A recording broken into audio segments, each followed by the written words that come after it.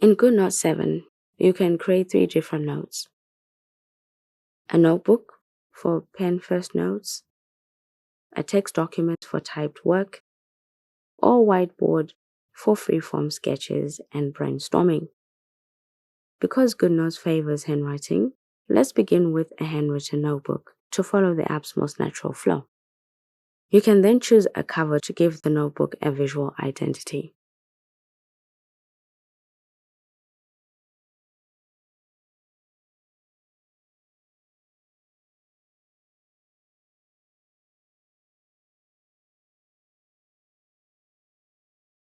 But if you don't like using covers, you can turn off the option, which is what I prefer. Then you have to select a paper template for the pages of your notebook.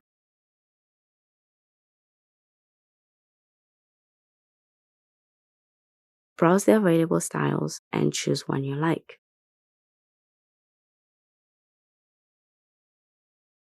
Each cover and paper template has several color options you can cycle through to match your taste. Let me turn back my cover so I can show you what you can do here. The app has some designs for you already that you can use.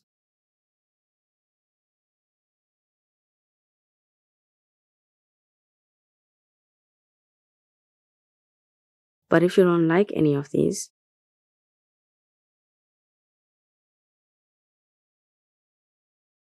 you can design your own by choosing the colors for its background, foreground, and accent.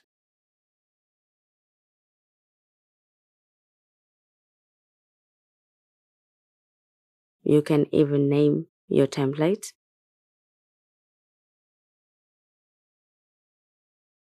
Your new design is automatically saved so you can use it next time. The setup is similar for your pages. You get a few templates,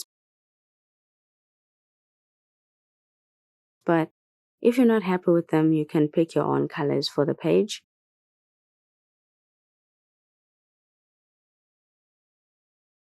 And the lines on the page.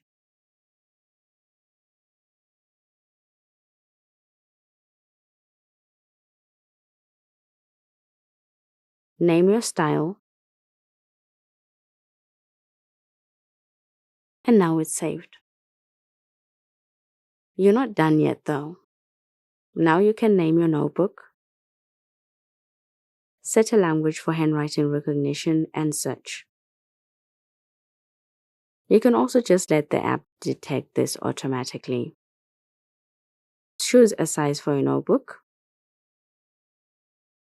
There's also an option to decide the exact page size you want for your notebook, if you know it in pixels. And lastly, choose your orientation. Do you want your notebook in portrait or landscape?